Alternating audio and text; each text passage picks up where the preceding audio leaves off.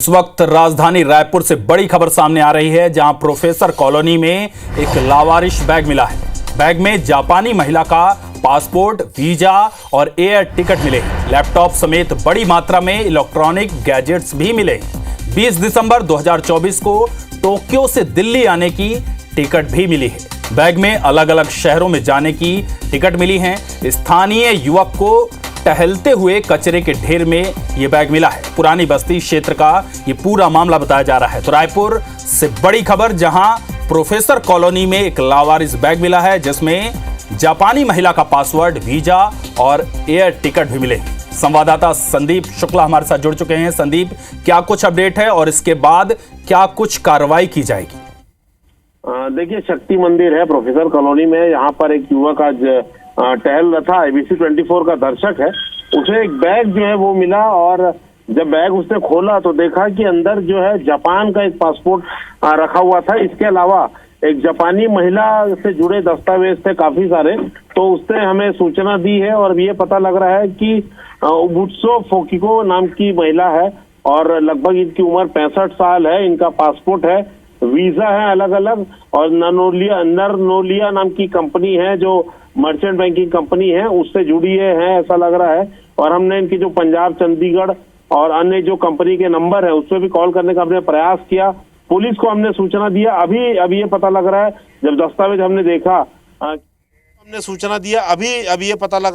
जब दस्तावेज हमने देखा कि दिसंबर में ये जो पहुंची थी नरीता, टोक्यो के पास नरीता है, नरीता नाम का शहर है। नरीता एयरपोर्ट भी है इंटरनेशनल। वो यहाँ से नरीता से दिल्ली पहुंची, दिल्ली से जयपुर, जयपुर से दिल्ली, लगातार इनकी फ्लाइट्स की टिकट मिल रही है रायपुर की, लेकिन कोई भी इनका टिकट नहीं मिल रहा है। आना जाना रायपुर से हो, अभी तक ऐसे कोई एविडेंस नहीं मिले। लेकिन 2025 सितंबर तक इनका बिजनेस वीजा एक्सटेंडेड है। अब देखिए कृष्णा, इसमें सबसे बड़े सवाल ये खड़े होते हैं कि क्या इस महिला के साथ कोई बड़ा अपराध हुआ है, क्या इस महिला का कोई अपहरण हुआ है, कोई बड़ा अपराध हुआ है, क्या इस महिला का कोई बैग चोरी करके अगर दिल्ली, जयपुर या कहीं और एयरपोर्ट से रायपुर पहुंच गया है। क्योंकि बैग आपको दिखा दे कि संदीप, ये भी तो हो सकता है कि ये महिला किसी संदिग्ध मामले में शामिल हो, संलिप्त हो। उस पर सलीके से बैग,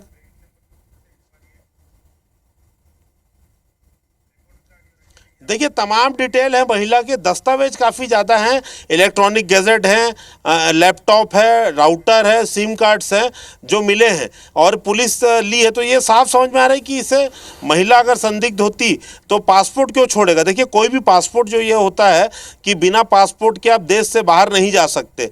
या तो इस पासपोर्ट को लेकर गुम होने की FIR होगी, उसके बाद ही नया पासपोर्ट बनेगा। रायपुर में ये बैग कैसे मिला, ये अपने आप में बड़ा सवाल है। महिला संदिग्ध होती तो फिर काफ़ी सारे इंटेलिजेंस को लेकर और पुलिस को भी इसकी सूचना होती, लेकिन बैग मिले, इसके साथ इलेक्ट्रॉनिक डिवाइसेस मिले हैं। कोई भी संदिग्ध व्यक्ति अपने से जुड़ा लैपटॉप, अपने से जुड़ा इलेक्ट्रॉनिकल डिवाइसेस, हार्ड ड्राइव और तमाम चीज़ें कोई भी नहीं छोड़ेगा, क्योंकि इन्हीं के सबूत पे तो जो है गिरफ्तारियां होती हैं। तो साफ समझ में आ रहा है कि या तो महिला का ये बैग चोरी हुआ है या महिला किसी हादसे का शिकार हुई है। बिना महिला के जानकारी के बैग रायपुर पहुंचा है, चाहे वो चोरी का हो, चाहे ये महिला किसी हादसे का शिकार हुई हो। काफ़ी बड़ा गंभीर मामला है। समझिए कि जापानी महिला, जापानी नागरिक है, उसका बैग रायपुर में प्रोफेसर कॉलोनी में कचरे के ढेर में मिल रहा है। तो हम तो यही आशंका जाहिर कर रहे हैं कि भगवान न करे ये महिला कोई अपराध का शिकार हो गई हो। ये भी हो सकता है कि दिल्ली और जयपुर से ट्रेनों में जो चोरी होती है वो चोरी हुआ हो, फ्लाइट्स में चोरी हुआ हो, एयरपोर्ट में चोरी हुआ हो, बैग रायपुर पहुँच गया हो।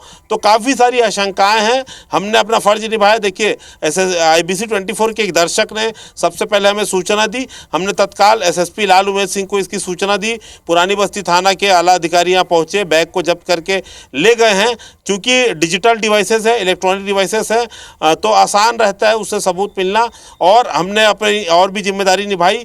जो नरनोलिया नाम की कंपनी है उसके पीछे 4 से 5 कंपनी है, चंडीगढ़, पंजाब और दिल्ली की, जहाँ पर संपर्क नंबर थे। हमने लगातार कॉल किया, उस पर एक पंकज नाम के व्यक्ति से बात हुई। हालांकि उस महिला को पहचानने से इनकार कर रहे हैं, लेकिन उन्होंने बोला है कि हम उसकी WhatsApp डिटेल करें तो इसके बारे में पतासाजी करेंगे। तो अपने आप में काफ़ी संदिग्ध मामला है, क्योंकि विदेशी महिला नागरिक का मिलना, बैग मिलना अपने आप में काफ़ी बड़ा सवाल खड़ा करता है। मैं फिर से कहूँगा कि क्या यह महिला किसी हादसे का शिकार हुई, क्या अपराध का शिकार हुई, या छोटी मोटी जैसे चोरियां होती हैं फ्लाइट में, एयरपोर्ट में या अन्य जगह में, यात्रा के दौरान ऑटो में या टैक्सी में, क्या यह महिला चोरी का शिकार हुई? तो सारी चीज़ें जांच का विषय है। रायपुर में ऐसा पहला मामला है जिसे IBC 24 ने दिखाया है। उम्मीद करते हैं रायपुर पुलिस इस मामले में जल्द अपडेट देगी। जी संदीप, आप बने रहिएगा, एक बार दर्शकों को फिर जानकारी दे दें। रायपुर से बड़ी खबर सामने आई, जहां प्रोफेसर कॉलोनी में एक लावारिश बैग मिला। बैग में जापानी महिला का पासपोर्ट, वीजा और एयर टिकट मिले। लैपटॉप समेत बड़ी मात्रा में इलेक्ट्रॉनिक गैजेट्स भी मिले। 20 दिसंबर 2024 को टोक्यो से वो दिल्ली आने की टिकट भी मिली है। बैग में अलग अलग शहरों में जाने की टिकट भी मिली। स्थानीय युवक को टहलते हुए, IBC 24 के दर्शक को टहलते हुए कचरे के ढेर में बैग दिखा। उसने IBC 24 को तुरंत सूचना दी। SSP लाल उमेश सिंह ने तत्काल मामले में संज्ञान लिया। मौके पर पहुंचे पुरानी बस्ती थाना प्रभारी IBC 24 ने दस्तावेजों में दिए गए नंबर पर कॉल कर जानकारी दी। मर्चेंट बैंकिंग सेंटर से जुड़ी है महिला। नारनोलिया मर्चेंट बैंकर कंपनी के दस्तावेज मिले हैं। महिला का नाम है ओतसुबो फुकिको। जापान की राजधानी टोक्यो के पास नरिता की रहने वाली हैं। महिला की उम्र लगभग 65 साल बताई जा रही है।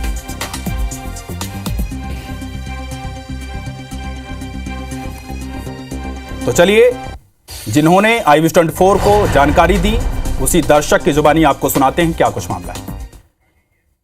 ये बैग आप मेरे को यहाँ पास दिखा तो फर्स्ट टाइम तो इसको इग्नोर मार दिया मैं कि हटाओ कुछ भी ऐसा। लेकिन जब वापसी में यहाँ इस गली से निकला तो अचानक से इस पे नज़र गया, तो उसके बाद मैं उठाया इसको। उसके बाद इसको खोल के देखता हूँ सर, तो मुझे ना थोड़ा अचंभित लगा, क्योंकि इसमें ना जापान का इंटरनेशनल लेवल का ना सर, ये जापान का पासपोर्ट मुझे प्राप्त हुआ।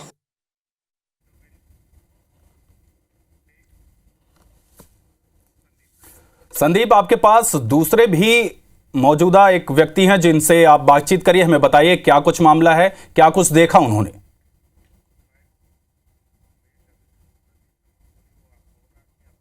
देखिए, रंजीत वर्मा ही हमारे साथ हैं, इन्हें ही बैग मिला था। क्या हुआ, कैसे दिखा आपको? सबसे पहले तो बताइए, किस स्थिति में रखा था? कोई फेंका हुआ था कि पड़ा हुआ था सलीके से? सर रोज़ की भांति मैं ये रोड से गुजरता हूँ, यानी कि पास में मेरा दोस्त का घर है, तो सुबह 8:30 बजे के आसपास मैं यहाँ से गुजरा तो बैग दिखा मुझे। वो बैग रखा हुआ था कि फेंका हुआ था? वहीं पास रखाया हुआ था सर। हाँ, तो मैं उतना ध्यान नहीं दिया। जब इनके घर से वापस आया ना सर, तो बैग फिर से माइंड में आया, तो मैं देखा उसको क्या है, यानी बैग अच्छा वो दिख रहा था यानी कहीं पास।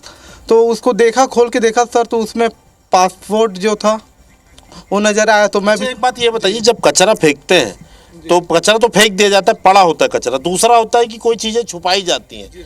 ये क्या छुपाने की स्थिति में था, पड़ा हुआ था, ये सलीके से रखा हुआ था दीवार से लग के? सर वो जैसे कि वहाँ पास ऐसे रखाया हुआ था, कचरा की भांति ऐसा फेंका नहीं सर। वहीं पास ऐसा लग रहा था जैसे कोई उसको ला के वहाँ पास रखा हो, छोड़ के गया। जी सर। अगर फेंकते हैं ना तो थोड़ा दूर रहता है, एक ही जगह स्थायी रूप से वो था, ऐसा है जी। देखिए कृष्ण, एक बात जरूरी है और अहम बात यह है कि ये जिस गली में हम खड़े हैं, यहाँ पर CCTV फुटेजेस यहाँ पर पुलिस को मिल सकते हैं। काफ़ी बड़े अच्छे घर हैं यहाँ पर और CCTV कैमरे भी लगे हुए हैं।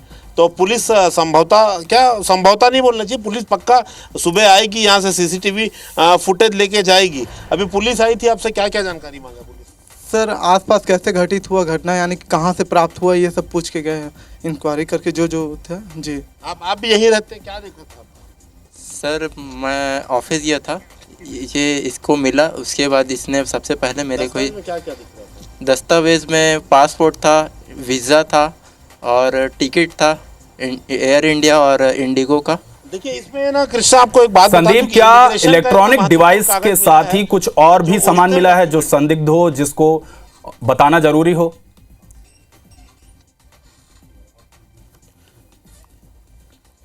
देखिए बताना ज़रूरी ये है कि जो इनका वीज़ा ख़त्म हो चुका था, वीज़ा इन्होंने पिछले सितंबर 2024 में 1 साल के लिए एक्सटेंड कराया गया है।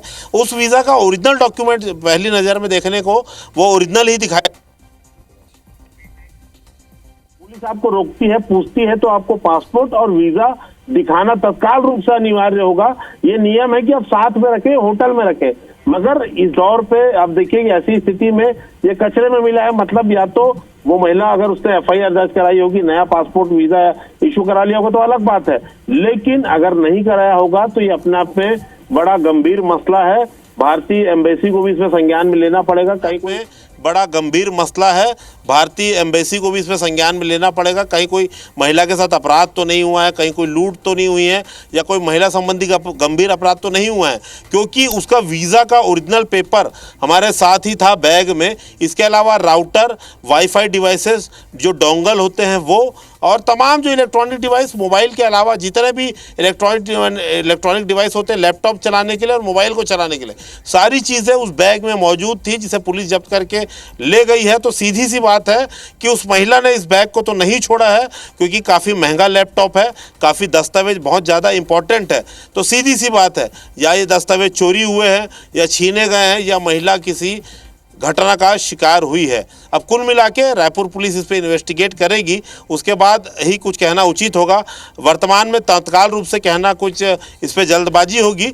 रायपुर पुलिस ने बड़े बड़े मामलों को सुलझाया है, देखेंगे, क्योंकि देखिए छत्तीसगढ़ इंटरनेशनल कॉरपोरेट मार्केट है, लगातार विदेशियों का यहाँ पर आना जाना बना रहता है। हो सकता है उसी संदर्भ में महिला भी आई हो, लेकिन कोई भी खबर विदेशी नागरिक से जुड़ी होती तो हमसे नहीं चूकती, हमसे नहीं छूटती।